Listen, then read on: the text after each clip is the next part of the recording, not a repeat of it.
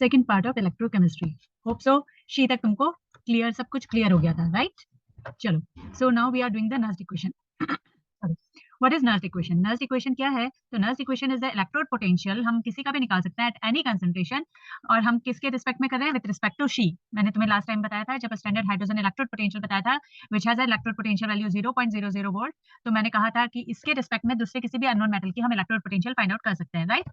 तो यहाँ पे देखो, ये नर्स्ट इक्वेशन में ये हाफ सेल रिएक्शन है, m n positive, m with n number of the electrons gaining, it is changing into metal solid. metal solid है तो metal solid में इसकी concentration क्या हो जाएगी? The concentration will be unity, right? So electrode potential of Mn positive is equals to standard electrode potential, यानी standard hydrogen standard conditions में minus RT by NF ln m by Mn positive. अब क्योंकि ये जो m है यानी metal है, वो मेटल क्योंकि सॉलिड कंडीशन में है और मैंने तुम्हें बताया सॉलिड कंसंट्रेशन में 1 होगा, so we will take it as a unity, यानी हम क्या करेंगे 1 बाय Mn पॉजिटिव। अब इसमें R T F इन सारी कंडीशन रख देते हैं। R की वैल्यू 8.314, F की वैल्यू 96487, टेम्परेचर 298 केल्विन। अगर ये सारी वैल्यूज हम पुट करते हैं तो हमारे पास क्या आता है? हमारे पास आ जाता है 0.0591। Okay, so Nernst equation, overall Nernst equation क्या बन जाएगी? E cell is equals to E not cell minus 0.0591 log of anode that is oxidation over cathode that is reduction. ठीक है, यहाँ पे ध्यान रखेंगे बहुत अच्छे से किसको? n is the number of the electrons. जितने भी नंबर ऑफ इलेक्ट्रॉन्स एक्सचेंज हो रहे हैं, you are supposed to take that consider in the reaction, and then you are supposed to put it here, and if the number of electrons are not same, then they will become the stoichiometric coefficients। ठीक है, इसमें जो हम use करते हैं electrode, वो हम क्या करते हैं? प्लेटिनम या गोल्ड इलेक्ट्रोड यूज करते हैं। Why we are using the platinum or gold electrode? As they do not participate, हमें पता है they are inert in nature, so they do not participate in the reaction, as well as at the same time they are providing the surface area for the that is reduction and oxidation reactions which are taking place। Okay, एक example जैसे यहाँ पे देखो, you should be very careful. हाँ, तो ये मेरा क्या हो जाएगा? E cell will be equals to E not cell minus 0.0591 by n. And यहाँ पे देखो दो इलेक्ट्रॉन ये लूज कर रहा है और ये एक ही इलेक्ट्रॉन गेन कर रहा है, सो इट विल बी 2 जो मैक्सिमम होगा। ठीक है, और उसके बाद log of I told you anode over cathode यानी ऑक्सीडेशन ओवर रिडक्शन। तो ये देखो निकल का यहाँ पे हो गया हमारा concentration by concentration of the silver. अब ध्यान से देखना, क्योंकि निकल में 2 इलेक्ट्रॉन है इसलिए निकल के ऊपर कुछ नहीं लिख रही हूँ, लेकिन we are suppose to square the concentration of the silver as it has only 1 electron and to balance it I have to put it 2। तो ये जो है this is the main point जिसमें कि हम मैक्सिमम 90% मिस्टेक्स करते हैं पता होने के बाद भी। ठीक है, अब हम आ जाते हैं किसमें? At equilibrium. इक्विलिब्रियम में क्या होता है? इक्विलिब्रियम में ई सेल की वैल्यू 0 हो जाएगी, concentration of anode over cathode यानी ऑक्सीडेशन ओवर रिडक्शन जो है that will be equals to equilibrium constant. ये इक्विलिब्रियम कांस्टेंट के बराबर हो गया। ठीक है, now E cell is equals to E not cell minus 0.0591 by n log anode over cathode. E cell की वैल्यू मैंने कहा ई सेल 0 हो चुका है, एनोड ओवर कैथोड जो है वो केसी बन चुका है। Now we will see that we have a relationship between the electrode potential and the equilibrium constant, that is E not cell is equals to 0.0591 by n log K C. अब हमें अगर किसी रिएक्शन की क्या देखनी है? स्पॉन्टेनिटी देखनी है, राइट? स्पॉन्टेनियस क्या होता है? स्पॉन्टेनियस होता है जो डिसाइड करता है that is the Gibbs energy. Thermodynamics में हमने 11th में पढ़ा था। डेल जी अगर नेगेटिव होगा तो रिएक्शन स्पॉन्टेनियस होगी, डेल जी अगर पॉजिटिव होगा तो रिएक्शन कैसी हो जाएगी हमारी? Non spontaneous. करेक्ट? तो डेल जी क्या होता है? Del G is equals to minus n F E not cell. इसलिए हमेशा you are suppose to be careful कि ये जो इलेक्ट्रोड पोटेंशियल वैल्यू है that will decide whether the reaction is spontaneous और नॉट। कैसे? ई नॉट सेल की value अगर मेरी पॉजिटिव आएगी तो मेरा डेल जी जो होगा नेगेटिव होगा, रिएक्शन स्पॉन्टेनियस होगी। लेकिन अगर मैं क्या करूं, अगर मैं इलेक्ट्रोड पोटेंशियल की वैल्यू को कैसे ले लेती हूँ? नेगेटिव ले लेती हूँ, तो मेरा जो डेल जी है it will become positive and the reaction will become non spontaneous, right? So with the help of this electrode potential value we can find out whether the reaction is going in the further direction, yes or no। ठीक है, तो spontaneity हमें कहां से मिल गई? Minus n F E not cell से। अब ये मैंने क्या किया? ई नॉट सेल क्या था? ई नॉट सेल था मेरा 0.0591, उसको हमने वापस से ये आरटी की टर्म्स में रख दिया, तो it will be 2.303 RT by n F log K C. क्यों रखा? क्योंकि डेल जी जो है वो n F E not cell है, that's why I am putting it in this form so that n F cancel out हो जाएंगे and I will have a relationship between the Gibbs energy and the equilibrium constant, that is del G is equals to minus 2.303 RT log K C. Okay, अब आ जाते हैं किसमें? Conductance और conductivity में। Conductance जिसको हम जी से डिनोट करते हैं, कंडक्टिविटी जिसे हम कपा से डिनोट करते हैं। इसकी ऐसा यूनिट साइमन है जिसे हम कैपिटल एस से डिनोट करेंगे, इसकी यूनिट जो है साइमन पर मीटर है। और ये कंडक्टेंस और कंडक्टिविटी होता क्या है? याद करो, तुमने 10th में पढ़ा था, क्या पढ़ा था? R is equals to rho l over A, पढ़ा था ये वाला, है ना? तो अब यहाँ पे ये जो रेजिस्टेंस था तुम्हारा, तो रेजिस्टेंस का रिवर्स, रेजिस्टेंस का यूनिट क्या था? ओम। तो रेजिस्टेंस का अगर मैं इनवर्स कर दूं, उल्टा कर दूं, that will be equals to conductance. So मैं इसको महो बोलूं या फिर मैं इसे साइमन बोलूं, that is one and the same thing, और आई कैन से ओम पर ओम, ठीक है, पर ओम, महो और Simon, that is the SI unit of the conductance. अब ये थी हमारी रेजिस्टिविटी। ये रेजिस्टिविटी जो है, इसको अगर मैं इन्वर्स कर दूंगी रेजिस्टिविटी को, तो मेरे पास जो मिलेगा that will be known as a conductivity.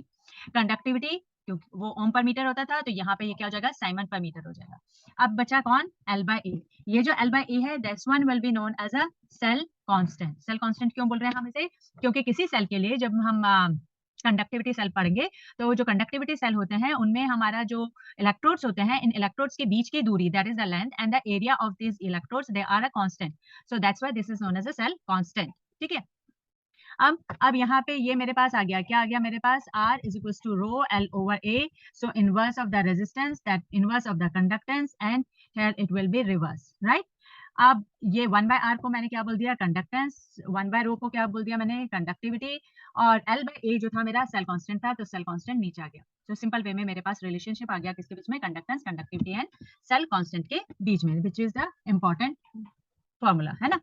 उसके बाद हम आ जाते हैं किसमें, उसके बाद हम आ जाते हैं, ये जो मेरी कंडक्टिविटी है, जिसकी कप्पा की हम बार बार बात कर रहे हैं, ये कंडक्टिविटी कप्पा कैसे चेंज होगा, तो किस पे डिपेंड करता है, सबसे पहले तो ये डिपेंड करेगा कंडक्टिविटी, याद करो रेजिस्टिविटी 10th में पढ़ा था तुमने, depends on the nature of the material, है ना। तो यहाँ पे ये जो मेरी कंडक्टिविटी है, that is kappa, that will also depends on the nature of the material as well as on the temperature and pressure.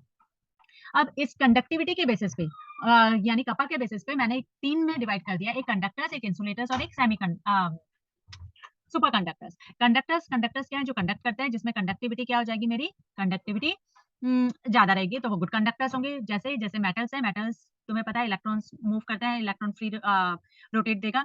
Even some non metals, they are also good conductor, like that of the carbon black and the graphite, these are also one of the good conductors due to the flow of the electron.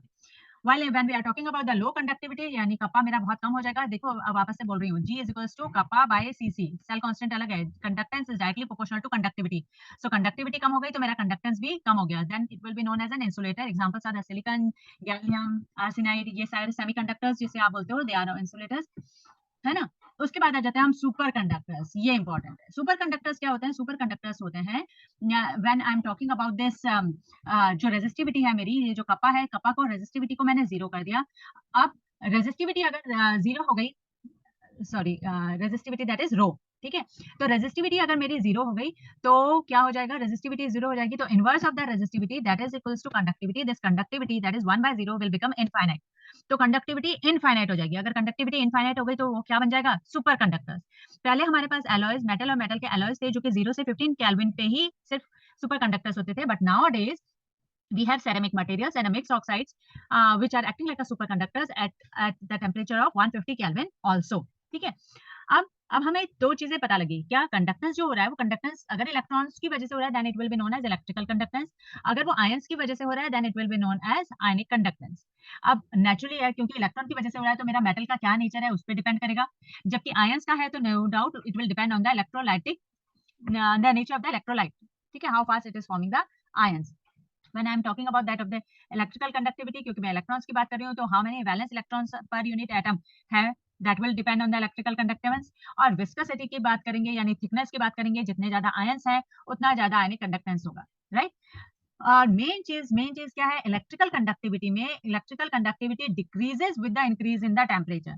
Electrical conductivity को आप ज्यादा temperature high करते हो तो वो electrons जो होते हैं, इलेक्ट्रॉन का मूवमेंट वो हिंड्रेंस होने लगती है, एंड द इलेक्ट्रिकल कंडक्टेंस क्या होने लग जाएगा, कम होने लग जाएगा। While when we are talking about that of the ionic conductance it increases with the increase in the temperature। क्यों with the increase in the temperature, क्योंकि उनके bonds टूटने लग जाएंगे and they will convert more and more number of the ions, that's why conductivity increases, ठीक है। Now अगर मेरे को रेजिस्टेंस नापना है तो रेजिस्टेंस नापने के लिए मैं क्या यूज करूंगी, I will always use the Wheatstone bridge to find out the accurate measurement of the resistance. लेकिन व्हीटस्टोन ब्रिज जो हम डिटेल में फिजिक्स में पढ़ेंगे, यहाँ डिटेल नहीं है, यहाँ पे है कि सिर्फ हम यूज कर रहे हैं उसको, कब यूज कर रहे हैं, जब रेजिस्टेंस को फाइंड आउट करना है। लेकिन उसमें भी मेरे को प्रॉब्लम आ गई, वो कौन सी दो प्रॉब्लम थी, वो दो प्रॉब्लम थी मेरी, एक जब मैं डीसी पास करती हूँ, when I am passing the DC it changes the composition of the solution, जो आयंस है आयंस को डिसइंटीग्रेट कर देता है, उसके आयंस के सॉल्यूशन को वो चेंज कर देता है। ओफो, तो कैसे ठीक करें इसे, बहुत सिंपल है, क्या करोगे, instead of DC AC use कर देना, ठीक है, and the problem will get resolve.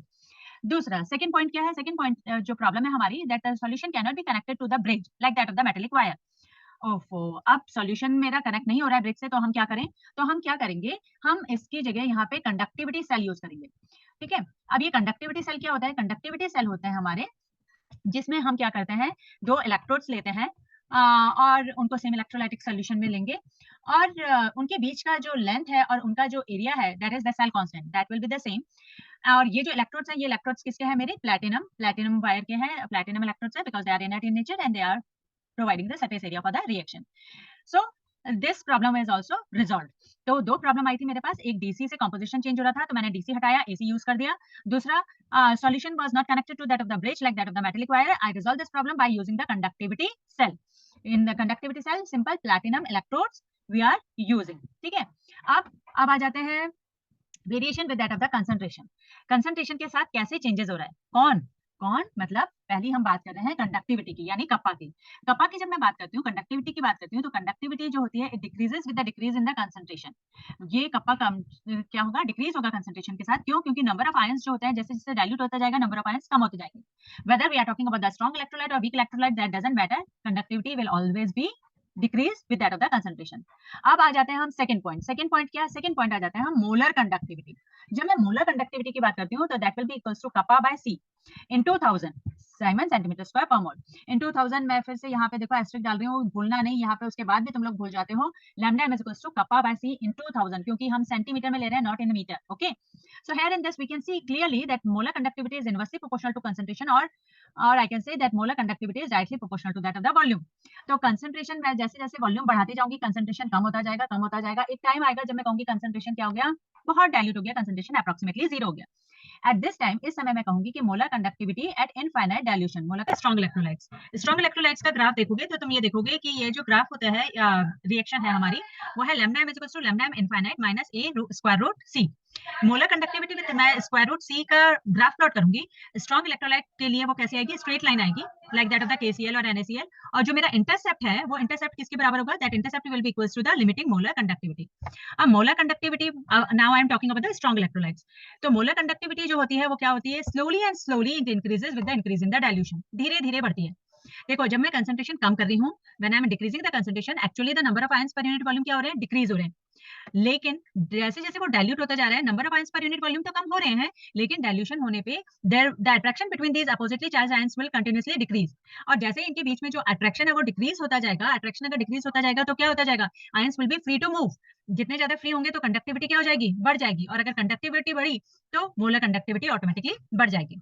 Now let's talk about the weak electrolytes. When I'm talking about the weak electrolyte, तो weak electrolyte में क्या होता है? weak electrolyte में जब हम ग्राफ देखते हैं molar conductivity versus square root c का, तो ग्राफ हमारा स्टीप कर्व आता है। इसमें क्या हो रहा है? जब हाई कंसंट्रेशन होता है, जब कंसंट्रेशन बहुत ज्यादा हाई है, उस समय ये अल्फा, अल्फा क्या चीज है? Alpha is the degree of the dissociation. ठीक है, ये अल्फा क्या है? Alpha is the degree of dissociation. तो ये जो डिग्री ऑफ डिसोसिएशन है, यानी कितना वो डिसोशिएट हो रहा है, उस पर डिपेंड करेगा वीक इलेक्ट्रोलाइट। तो जब हाई कंसंट्रेशन रहेगी तो अल्फा कम रहेगा। जैसे जैसे तुम हाई कंसंट्रेशन के बजाय डाइल्यूट करते जाओगे तो अल्फा क्या होता जाएगा? अल्फा यानी डिग्री ऑफ डिसोसिएशन इंक्रीज होता जाएगा। यानी डाइल्यूट करने पे, यानी कंसंट्रेशन डिक्रीज करने पे number of ions per unit volume increase हो रहे हैं। Have you seen the difference? देखो, यहाँ पे strong electrolytes में I told you with the decrease in the concentration the number of the ions are getting lower, while here I am saying that with the decrease in the concentration the number of the ions per unit volume is increasing, right? So अब concentration की बात करें, जब concentration tends to zero, जब concentration zero हो जाएगा, यानी बहुत ज्यादा dilute कर दिया, उस समय तकरीबन सबके सब डिसोशिएट होंगे, तो अल्फा जो है मेरा, वो alpha that will come out to be degree of dissociation will approximately 1। ये तो 1 हो गया, लेकिन अब कंसंट्रेशन इतना वीक हो चुका है, इतना वीक हो चुका है कि अब जो मेरी कंडक्टिविटी है दैट इज कप्पा है, that can not be measured accurately. अब मैं उसको मेजर नहीं कर सकती, क्योंकि अब मैं उसको मेजर नहीं कर सकती, तो अब यहाँ पे हमारा रोल आया, किसका रोल आया? कॉलरिचेस का। कॉलरिचेस का जो लॉ आया, वो कॉलरिचेस ने क्या दिया? He gives us the law of independent migration of ions. Actually इसने स्ट्रॉन्ग इलेक्ट्रोलाइट्स में देखा कि जब मैं स्ट्रॉन्ग इलेक्ट्रोलाइट्स किसका, सपोज करो KCl का molar conductivity at infinite dilution और NaCl का इलेक्ट्रो देखा, सब्ट्रैक्ट किया, that will be coming out constant as that of the instead of KCl। अब मैंने KBr लिया और फिर मैंने ये NaBr लिया, राइट? तो क्योंकि मैंने ये देखा कि इनके कंसंट्रेशन करने पर जो मेरा डिफरेंस था, difference was same, it means it was due to that of the potassium and sodium, not because of the chlorine, because chlorine they are cancelling out each other. Here in this second case bromine they are cancelling out each other, and again the same ions that is sodium and potassium were there, that's why जो molar conductivity थी वो मेरी same थी। क्योंकि अब उसने ये चीज ऑब्जर्व कर ली। किसने ऑब्जर्व करी? कॉलरिचेस लॉ ने। तो कॉलरिचेस ने क्या किया? उसने कहा कि अगर ऐसा है तो इसका मतलब जो मोलर कंडक्टिविटी हमारे किसी भी कंपाउंड की बात कर रहे हैं हम, तो that will be equals to the molar conductivity of individual ions at infinite dilution. This was given by the Coleridge. ठीक है. So limiting molar conductivity can be represented as the sum of, ये देख लो sum है ना, can be represented as the sum of the contribution of cation and anion of an electrolyte. अब ये जो उसने रूल दिया, इससे मेरे को फायदा क्या हुआ? So let's see some applications of Coleridge, है ना, क्योंकि हम हमेशा क्या करते हैं, ढूंढते हैं कि क्या हमें फायदा हो रहा है. सो फर्स्ट ऑफ ऑल इस एप्लीकेशन का क्या एप्लीकेशन थी इसकी, तो first of all we can find out the molar conductivity of any electrolyte from that of the individual ions. यानी मैंने किसी का भी दे दिया, मैंने सपोज करो मैंने कहा चलो भाई ये मोलर कंडक्टिविटी है किसकी, ये मोलर कंडक्टिविटी है CH3COO नेगेटिव की, ये मोलर कंडक्टिविटी है किसकी, ये मोलर कंडक्टिविटी है पोटेशियम आयन की. तो तुम मेरे को molar conductivity at infinite dilution CH3COO का बताओ. तो क्या करोगे तुम, इन दोनों को सिंपल वे में प्लस कर दोगे, that will be the molar conductivity of the potassium acetate, right. Second we can find out the molar conductivity of the weak electrolytes. अभी अभी हमने बात करी थी, तो हमने देखा था कि जो वीक इलेक्ट्रोलाइट्स थे उसमें कंसंट्रेशन मेरी इतनी वीक हो गई थी कि मैं उसका मोलर कंडक्टिविटी फाइंड आउट नहीं कर पा रही थी एक्सपेरिमेंटली. तो हमने क्या करेंगे, थ्योरेटिकली निकालेंगे. थ्योरेटिकली कैसे निकालेंगे, we will take the molar conductivity at infinite dilution for some strong electrolytes. सब स्ट्रॉन्ग इलेक्ट्रोलाइट्स जैसे मैंने ले लिया, एक ले लिया HCl और दूसरा ले लिया मैंने CH3COO Na. ठीक है, राइट. ओके. अब ये किसका बना हुआ है, ये तुम्हें पता है, ये बना हुआ है H पॉजिटिव और Cl नेगेटिव का. ये किसका बना हुआ है, this contains the ion CH3CO negative and Na positive, right. So now we know out of these that we can have the molar conductivity at infinite dilution for NaCl क्योंकि strong salt है.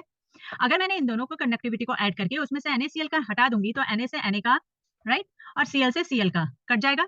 अगर ऐसा हुआ तो मेरे पास क्या बचेगा, मेरे पास बचेगा molar conductivity at infinite dilution for CH3COOH, right. ये कैसा है, ये आपको पता है वीक एसिड है, वीक एसिड है, तो इसका मतलब इसको मैं फाइंड आउट नहीं कर सकती हूँ. बट देखो with the use of this Coleridge's law I can find out the molar conductivity at infinite dilution for the weak electrolytes. इसके अलावा और एप्लीकेशन क्या है, I can find alpha and K. What is alpha, alpha is the degree of the dissociation. Degree of dissociation क्या है, molar conductivity and molar conductivity at infinite dilution. Dissociation constant that is k is equals to C alpha square. So by using the alpha, we can find, first of all we can find out the value of the alpha, and then with the help of the alpha we can find out the dissociation constant. ठीक है. अब हम next class में हम क्या करेंगे, next class में we will do electrolytic cells, है ना, इलेक्ट्रोलाइटिक सेल्स हम करेंगे. ठीक है, तब तक क्या करना, इसको जरा सा एक दो बार देख लेना, so that it will be clear to you. Till then bye, love you.